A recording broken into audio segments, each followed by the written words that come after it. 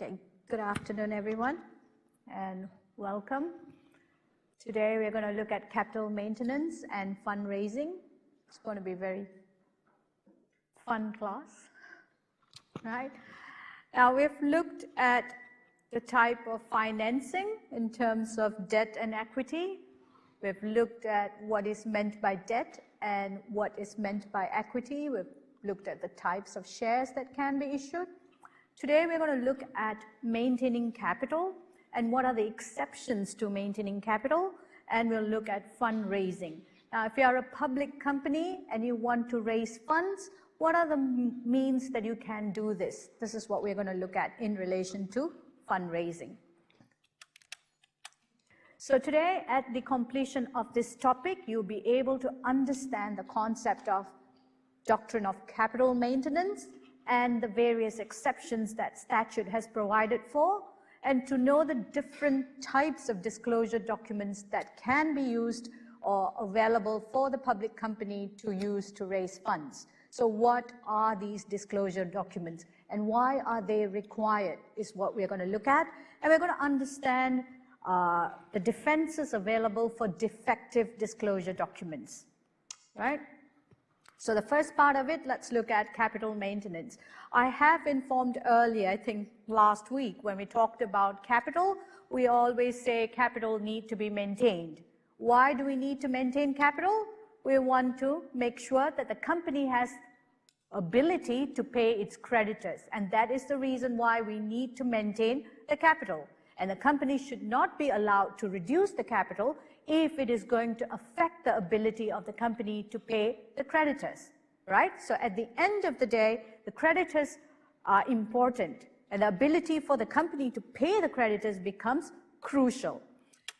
Now, the doctrine of capital maintenance was introduced in Trevor and Whitworth, all right? It prevents a company from reducing its equity capital, basically the paid up capital. And protection of the issued capital of the company is required for the benefit of creditors. I've explained that. And because a company is a separate legal entity, whatever money that is given to the company belongs to the company. All right? So it is the asset of the company.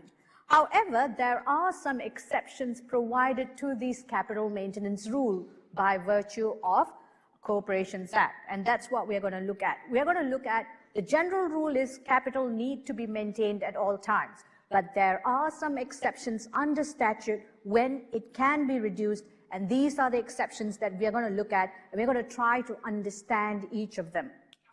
All right?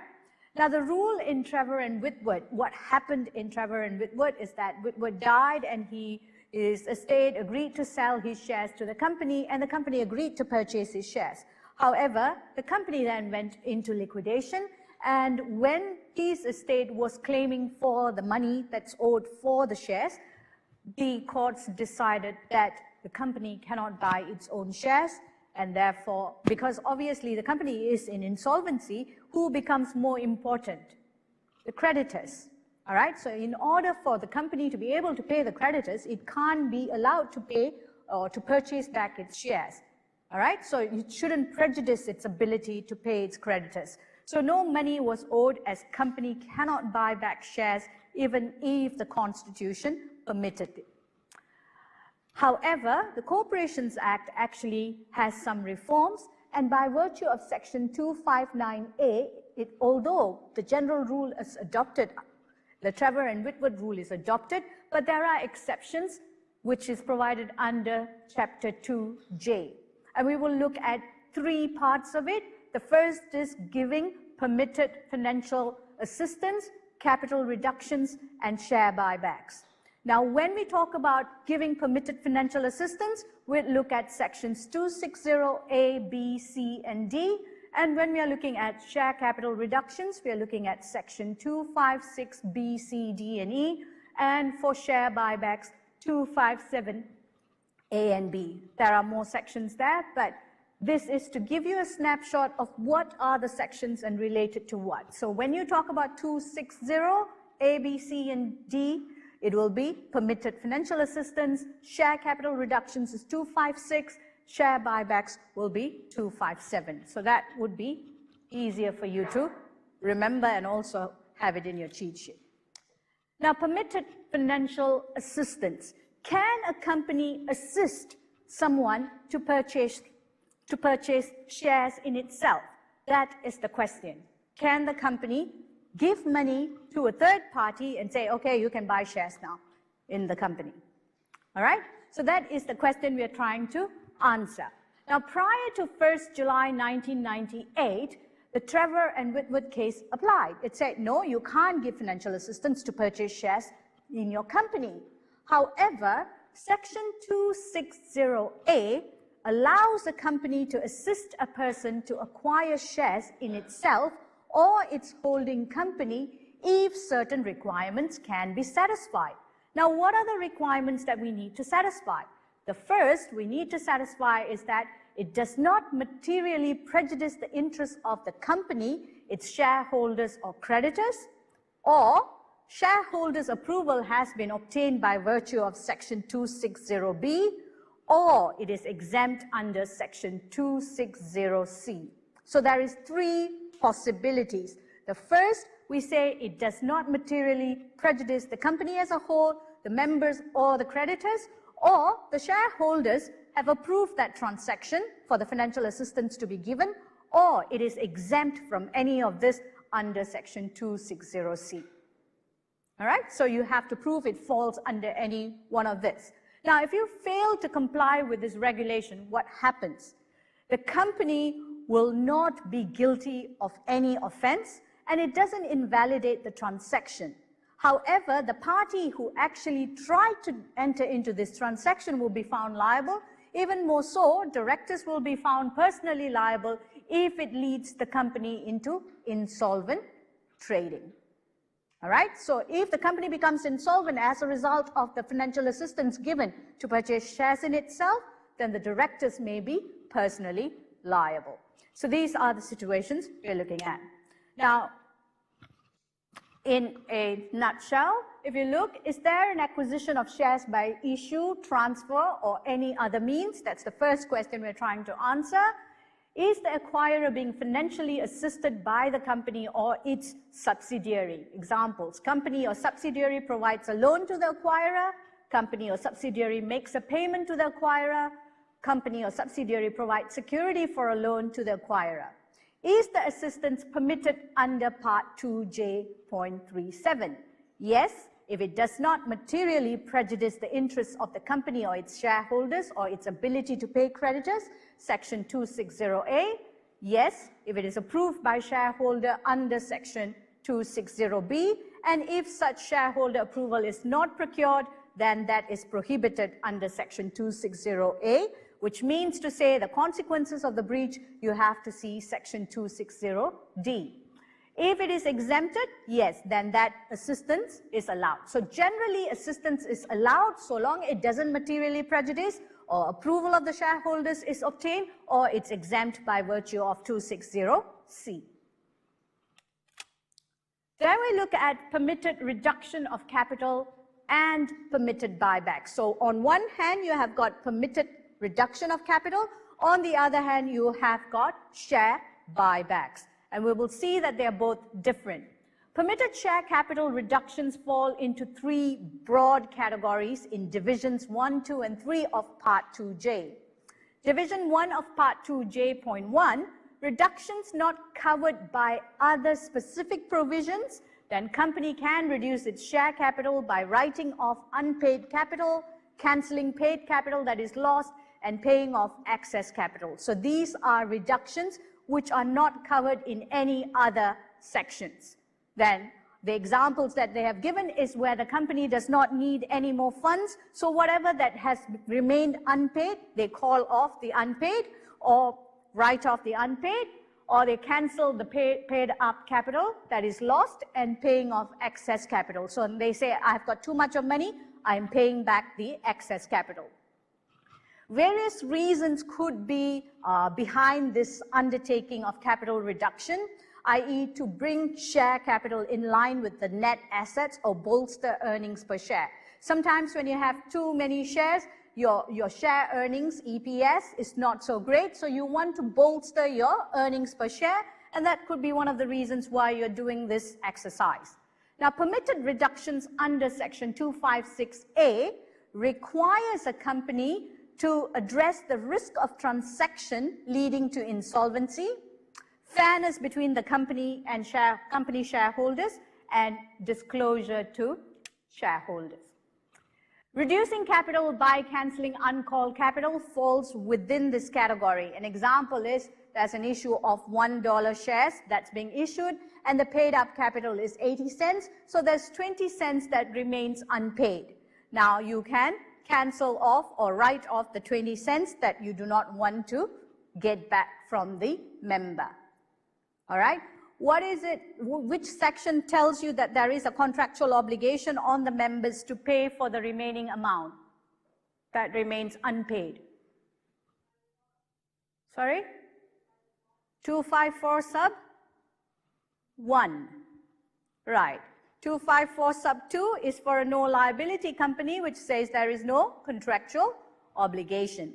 Now, you have to satisfy the requirements under Section 256B sub 1, where a company can reduce capital if it is proven to be fair and reasonable, and creditors are not affected, and shareholders approved by virtue of Section 256C.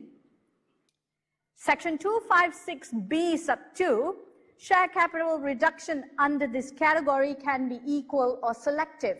Now, what does equal or selective means? Equal means I am reducing at the same amount across the board, or I am selective in the sense I reduce more on one person, lesser with the other person. So that becomes selective. Now, equal reduction relates only to ordinary shares and are treated equally, otherwise it is a selective reduction.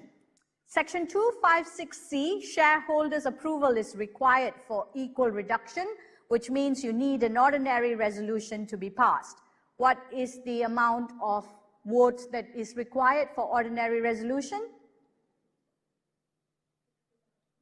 51%. For selective reduction, special resolution or 100% approval is required. Special resolution is 75%. Section 256C sub 4, it requires a company to give all information that will assist the shareholders to make a decision. All right? So when you're doing this capital reduction and when you're going to the shareholders to ask for approval, you have to give them all the details that is necessary for them to make the decision whether or not to allow the capital reduction. Section 256E is a signpost to Section 588G if the company becomes insolvent due to the capital reduction. So if the company becomes insolvent due to the capital reduction, that would mean prima facie the directors will be personally liable for allowing the company to trade insolvent. All right, next we look at Division 2 of Part 2J.1 in relation to share buybacks. Now, share buybacks can be authorized by virtue of Sections 257A to J and therefore are not governed by capital reduction under Section 256A to E. Now, please remember, when you have a question, you have to read it carefully. If it talks about share reduction, it is not on share buybacks. All right? So you have to read the question carefully. Share buyback involves distribution of company assets to shareholders. And you can see the figure on share buybacks in your textbook. And companies can buy back 10% of their capital over 12 months. And there are 5 types of buybacks. Now, these are the buybacks that is provided under Section 257B. You have got minimum holding, employee share scheme, on market, equal access, and selective buyback. Now, when you look at minimum holding, what are the procedures you have to comply? You have to cancel the shares by virtue of Section 257H and notify the cancellation of it to ASIC, Section 254Y. Now, when we talk about minimum holding, is that where the shareholder has a very small parcel of share, probably holding 3 shares, 4 shares, 5 shares, very small parcel, and you probably want to buy back that particular member's shares. All right? Next, we talk about employee share scheme. Now, if it was within 10% in the period of 12 months limit, that's within 10-12, that's what it means, 10% for the period of 12 months, then the requirement would be 14 days notice, 257F to be served, and cancellation of shares and notification to ASIC. Now, employee share scheme means you issue shares to the employee as a reward, and now you want to buy back these employee shares. All right, they call it employee share schemes. Now, when it's over the 10% and the 12 months limit, then you have to pass an ordinary resolution and comply with the other requirements, the 14 days, cancellation of shares, and lodging with ASIC. Now, when we talk about on market, this means the shares are being traded on market. If it's within the 10-12 limit, you just need to serve 14 days notice, cancel the shares, and notify ASIC. If it's over the 10-12 limit, again, you have to pass the ordinary resolution and lodge offer documents with ASIC, and the rest of the requirements would be the same. Also, disclose relevant information when offer is made. Equal access scheme, if it's within the limitation, you lodge the offer documents with ASIC and you comply with the rest of the requirements.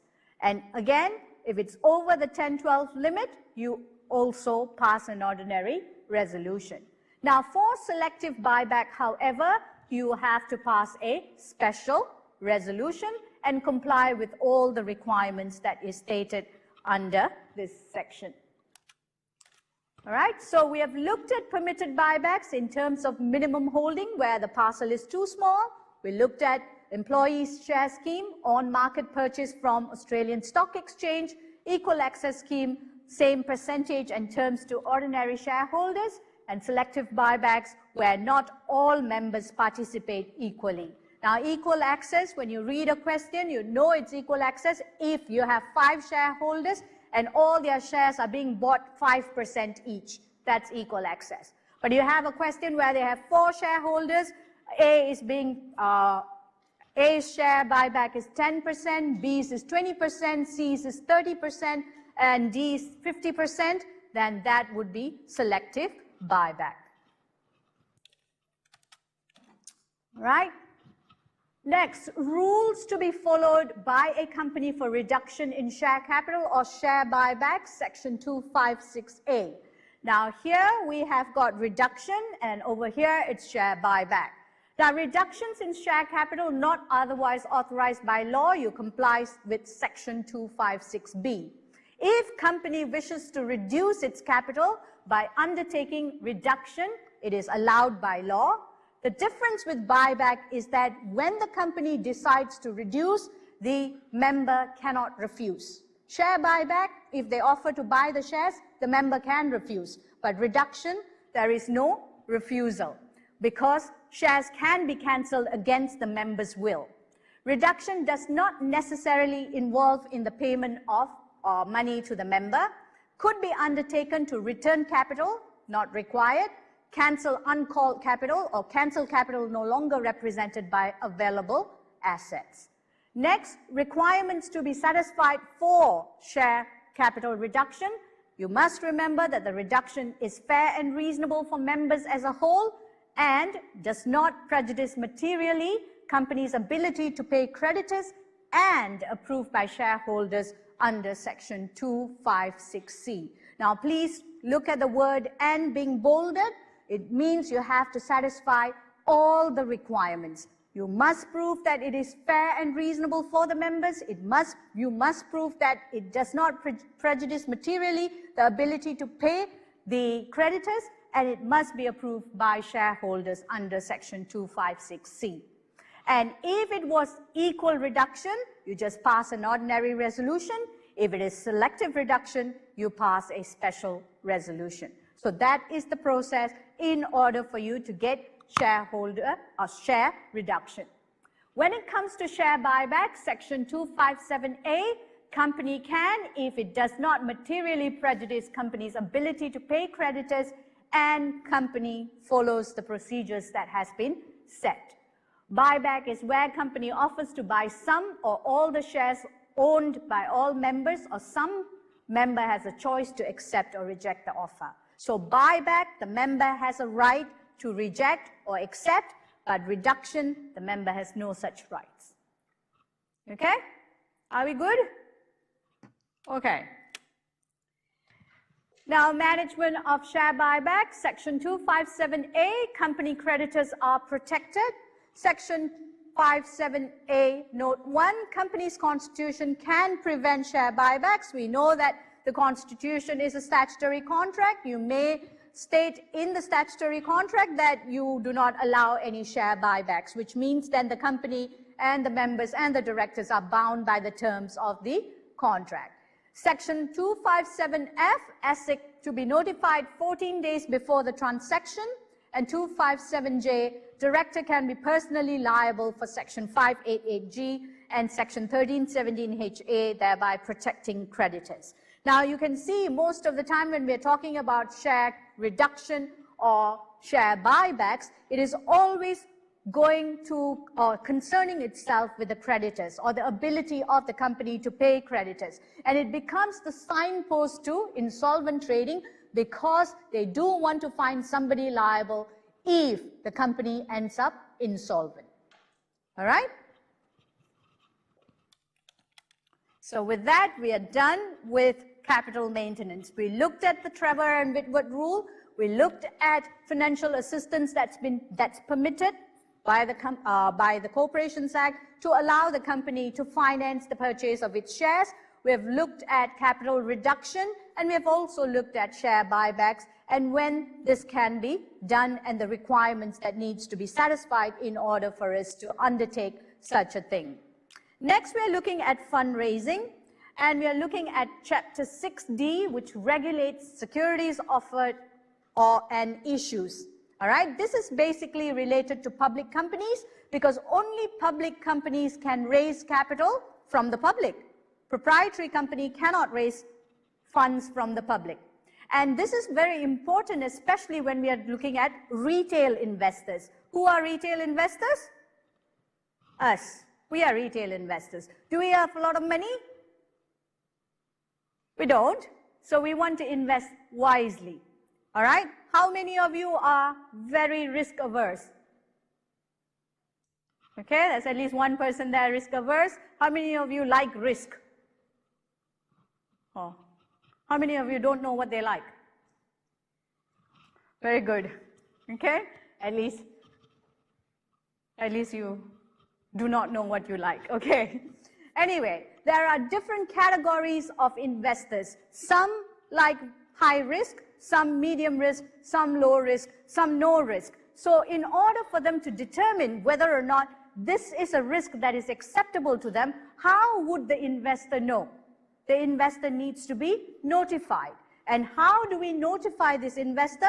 We give them disclosure documents so that the investor can read these disclosure documents and make up their mind whether they want to invest in the shares of this company. And that's why we are looking at fundraising. In particular, we are looking at disclosure documents.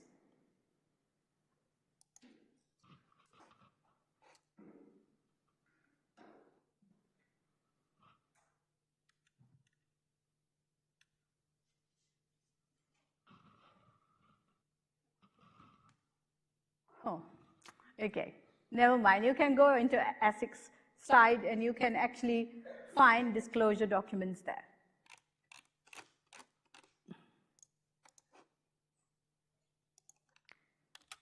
Okay? An offer for securities requires disclosure to investors under Part 6D.2 of the Corporations Act. Now, there are 4 types of disclosure documents that we will look at. One is a prospectus, the other is a short form prospectus, a profile statement, and an offer information statement. Now, a prospectus is the general rule. If you want to raise funds from the public, you have to issue a prospectus. And a prospectus will give the whole story about the company. It'll tell you about their financials. It'll tell you about their business plan. It'll tell you what are they raising the funds for and what are they going to use it for. It will also tell you what are the type of risks that you will look out for. And will tell you about potential earnings or potential losses or whatever. So you will read the whole disclosure document and then you will decide whether or not to invest in that particular company. Now, most of the time to prepare a prospectus is a very expensive and tedious exercise. You need to get an underwriter, you need to get a merchant banker, you need to get a solicitor, you need to get a lot of people, and they all don't come cheap. All right? So when you want to prepare this particular document, it takes a lot of time, takes a lot of effort, and you don't know whether you would successfully raise that much of money. All right, so that's the reason why people are very reluctant when it comes to prospectus, because there's so much of effort that's going into it. And sometimes they try to use other form of disclosure document, like a short form prospectus or a profile statement or even an offer information statement when they are raising funds. But there are some limitations in some of these disclosure documents.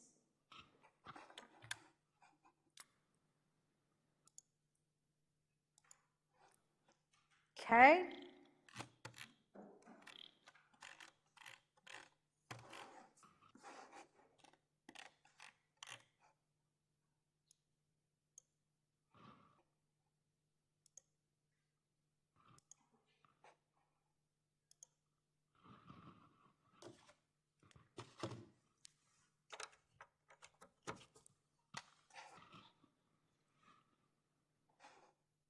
Hold on. I'm going to show you some examples of disclosure documents then.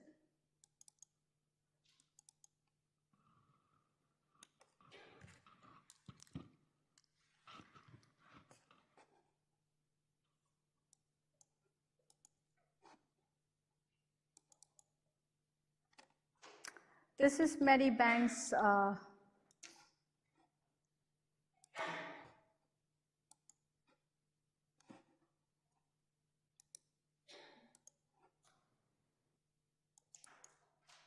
okay, this is Medibank's full prospectus. All right, it is about 204 pages long, which explains everything that you need to know before you decide to invest in this company. Right? So that is a prospectus and that's how it looks. Next, this is a short form prospectus, which is about 45 pages. All right, so you can see that it is lesser in magnitude because most of the documents which are already available will not be disclosed here. Okay. And then you have got an offer information statement. An offer information statement is used when the amount that you're raising is lesser.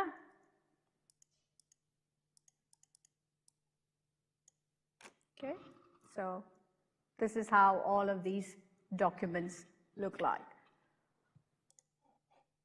Okay, and these are called disclosure documents. Now, a prospectus is a standard full disclosure document, whereas a short form prospectus excludes materials that's already been lodged in ASIC, but only provides a summary. However, you probably need to get a prospectus ready because if you are requested a prospectus, then you need to supply a prospectus. A profile statement is allowed to specified industries if approved by ASIC, but prospectus may still be required. Now, under section 7094 allows for an offer information statement instead of a prospectus if the amount raised, including previously raised amounts to 10 million or less. So if you're going to raise 10 million, then you can go for an offer information statement instead of a full prospectus. If you're going to raise 12 million, how could you do it? For 10 million, you may want to have an offer information statement. For the remaining 2 million, it can actually fall under one of the exceptions where disclosure document may not be required. So you have to plan as to how funds can be raised. Now, disclosure documents are required for primary transaction as well as secondary transactions, which is provided under section 706 and 707. Now, primary transaction means your initial public offer. If you're going to be floated on the Australian Stock Exchange and you're going to give your shares for floating, that's the initial public offer. It will be a primary transaction. Okay? A disclosure document is not required if it falls under section 708, under the exceptions under 708. General rule, section 706, general rule tells us you require a disclosure document if you're going to raise funds from the public. However, section 708 tells us there are some exceptions, and if your transaction falls under any of those exceptions, then disclosure document is not required. Section 705 tells us the types of disclosure document that is required. What are the types that we have looked at? A full prospectus, short form prospectus, profile statement, and offer information statement. Now, if you're going to use offer information statement, it can be used only up to the limit of 10 million, including any amount that has been previously raised. All right? So these are the type of documents that you can use. Now, what are the exceptions? The exceptions are small scale offering, where shares issued to a maximum of 20 investors over 12 months period, and the amount raised is not more than $2 million in a 12-month period. So if it's a small scale offering, it will fall under the exception, and you do not need to prepare any disclosure document. Now that makes sense, because if you're going to just raise 2 million and you're going to spend 5 million hiring all those people to come up with the prospectus, then you might as well not raise any capital. Correct? Because the amount will be used to pay up everyone, and probably you owe them more. So that's the reason, that's the logic behind it. We don't require you to prepare a prospectus or any disclosure documents, because the cost of preparing it may override the requirement of the funds in itself. All right? Can you all recognize that man there? I should have put Jack Ma's face then. Warren Buffett. All right? He is a well-known investor. You all don't know him. He's very rich. Okay. Anyway, why is this picture there? When you want to invest, can you hire a financial analyst? Do you hire your personal financial analyst and say, go analyze this? No, because we can't afford to analyze. So we can't afford to pay them to analyze. What do? We read ourselves, ask people, is that good? Tell me, all that. But this man can hire all of you, and me included, to analyze for him. Correct? Now, does he need disclosure documents? Does he need to read all these disclosure documents that the company is going to produce? No, he doesn't need that. That's why sophisticated investors are excluded. Because they're sophisticated, they have got the amount of money that's required, then we exclude them. Minimum 500,000 invested or investment by a person with experience as verified by licensed dealers. Accountant verifies that the investor has assets of 2.5 million or income of 250,000 a year for the last 2 years. So these people are sophisticated investors. They've got lots of money, and probably it would not be a dent in their pocket if they lost about $20,000.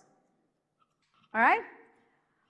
Then you have got professional investors like licensed dealers who are also excluded, executive officers of company, debentures to existing debenture holders, shares issued for no consideration. And please note, section 113 sub 3 prohibits proprietary companies unless above exclusions apply. Now, what must be included in a prospectus? So first thing we looked at, section 706 tells us you need a disclosure document if you are raising funds from the public. Then we looked at the type of disclosure documents. We named the 4. We also looked at exclusions that may apply where disclosure documents is not required. All right? When it's small scale offering, when there are sophisticated investors or institutional investors, these type of people, you don't need to have disclosure documents for them.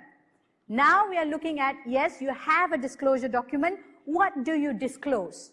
What should the contents of the disclosure be? That's what we are looking at. Section 710 sub 1, general disclosure test, provides information that will allow an informed assessment to be made by an investor.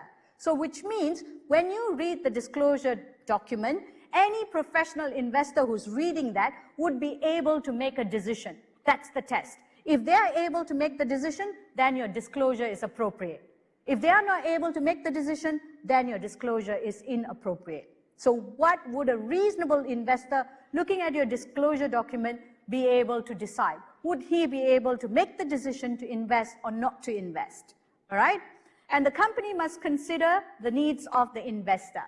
Information known or ought reasonably to have been known by the people listed in section 710 sub 3 should be disclosed. Inadvertent omission is not a defense. You can't say, oops, I forgot about that. You can't say that as a defense because ignorance is no defense. Now, for the purposes of your exam, if you do get a question, there are a few types of question that you may get. One, it may be a short answer question which asks you about the types of disclosure documents, which the 4 we have discussed, or it may also ask you about the contents of a prospectus under section 710. So you need to have this in your cheat sheet. I don't think these sections are available in your statute book. All right, so section 706, 708, all these sections are not available in your statute book, and therefore you probably need to include it in your cheat sheet. All right, so what must be included further? Prospectus must also include some specific items of information that is provided under section 711, terms of offer, directors and promoters' interest in the prospectus, benefits to be paid, whether the shares will be quoted on Australian Stock Exchange, the expiry date, that is more than 13 months, not more than 13 months, and lodgement with ASIC. These are some of the information that must be included. Next, we look at short form prospectus, section 712. Documents are already lodged with ASIC. It can be referred to in the short form prospectus, meaning to say this document is available in ASIC, this document is available in ASIC, you just state it there. The reference note must be sufficient to allow investor to decide whether to obtain full copy from ASIC.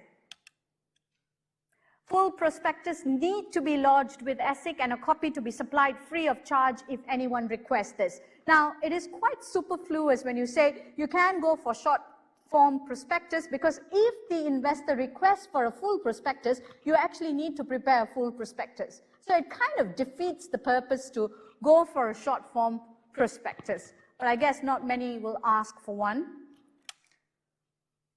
As for offer information statement, it requires limited information such as what is the reason the funds are raised or will be used for, the risks involved, and include a copy of the financial report. This is under section 715, and unlike disclosure requirement for a prospectus, which is very broad due to the general disclosure requirement, an OIS disclosure requirement is very specific. We actually looked at the type of disclosure document. I actually showed you. You can see the difference. And for a profile statement under section 714, it must state the nature of shares and the risks involved. A profile statement has a lifespan of 13 months, and company must still prepare a prospectus if it is required.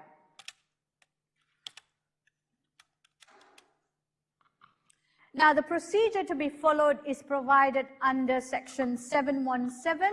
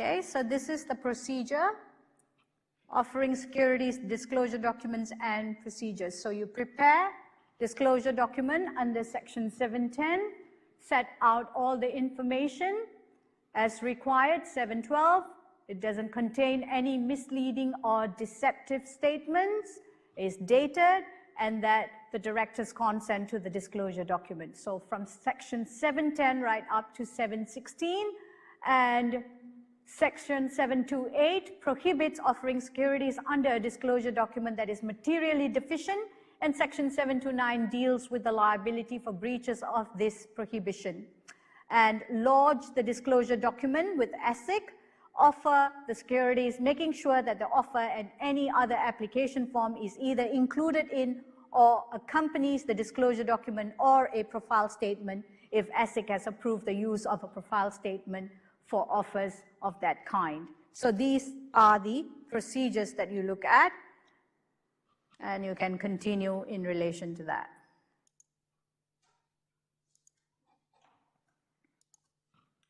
Okay, so under Section 718, lodge disclosure document with ASIC. 727 prohibits offers unless it's lodged with ASIC.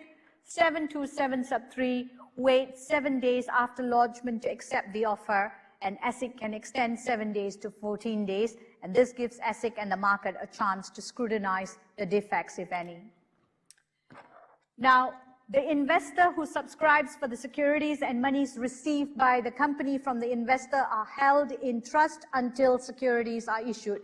There will be an escrow account set, and all the monies received will be kept in the escrow account until such time when the period ends, and they will then see whether or not they have been able to successfully raise the funds that is required.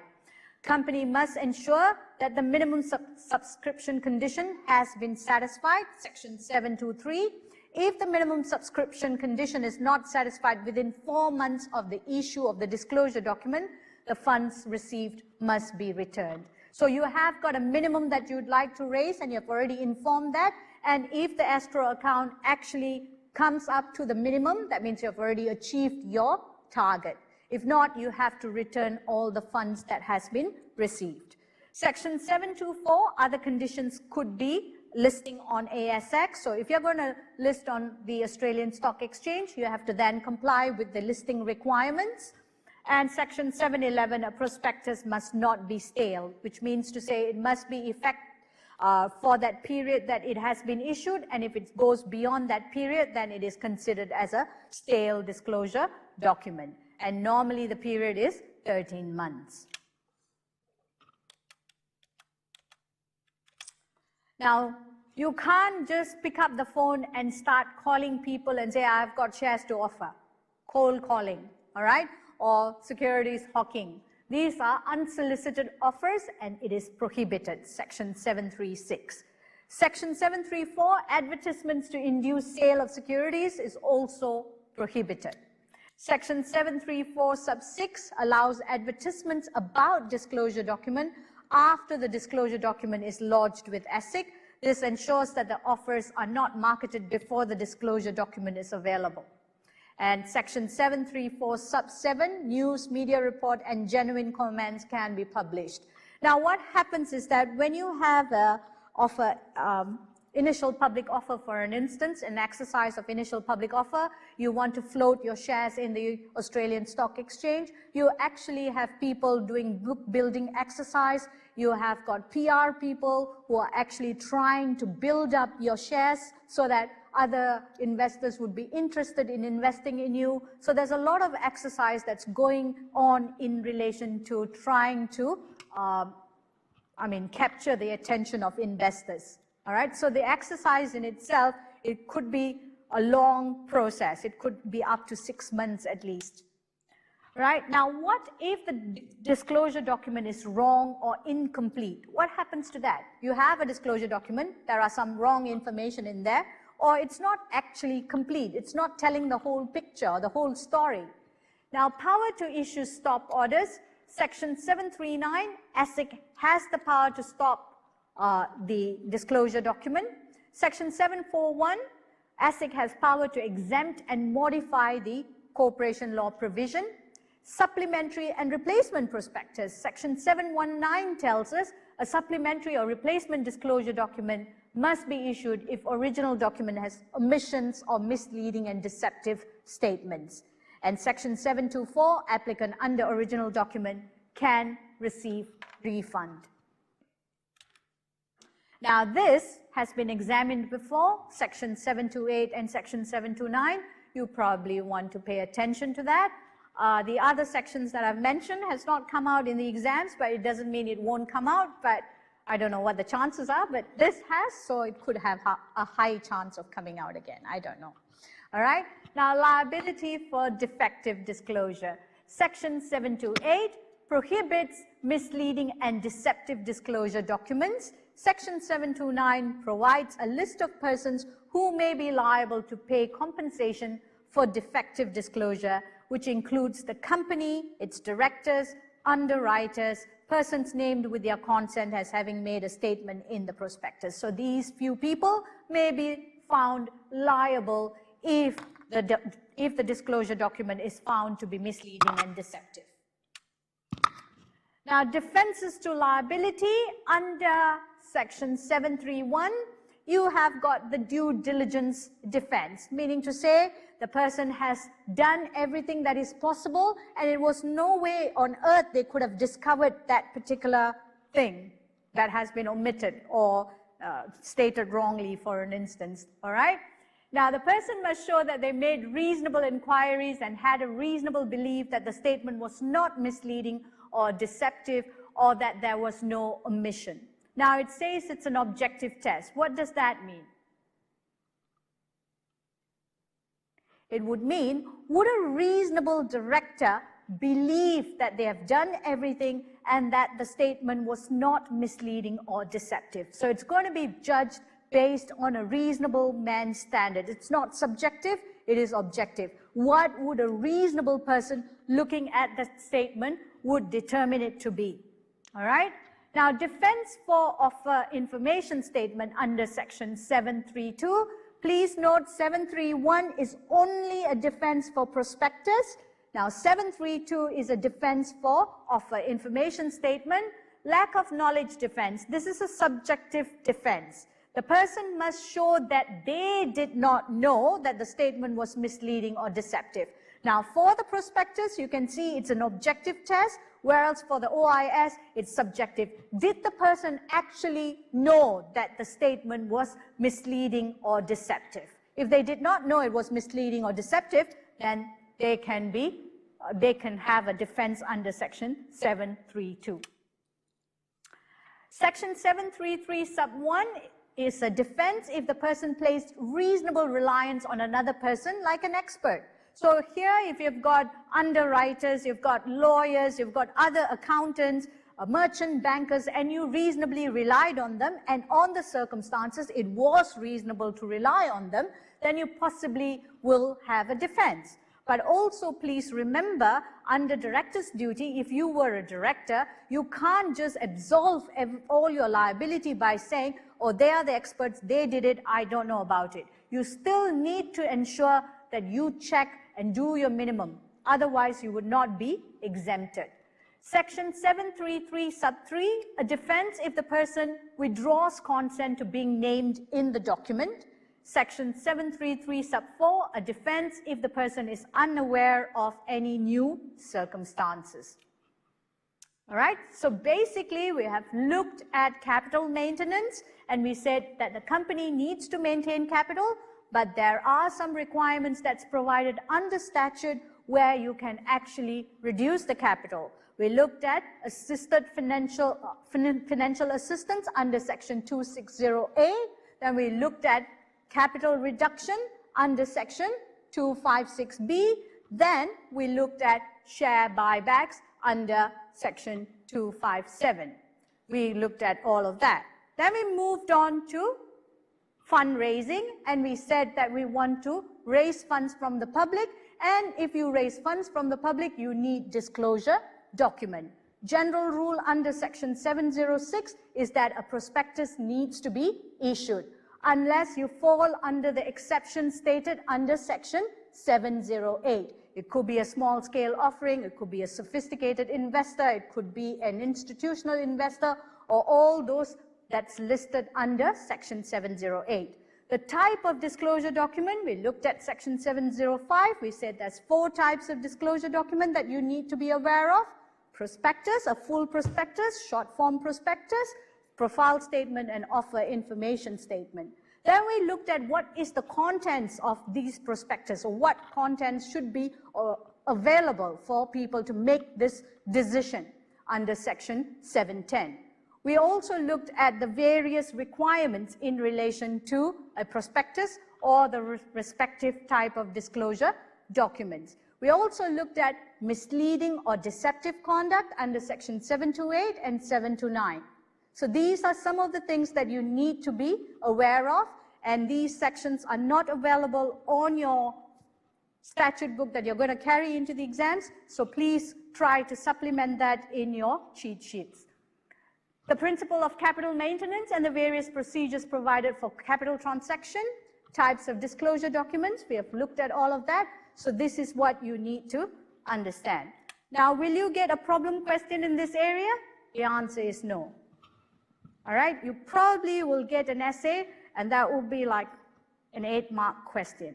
So if you could just write this somewhere and keep it in hand, if it comes out, then you're able to answer it. If not, then you answer what is coming up. Okay, I'll see y'all next week.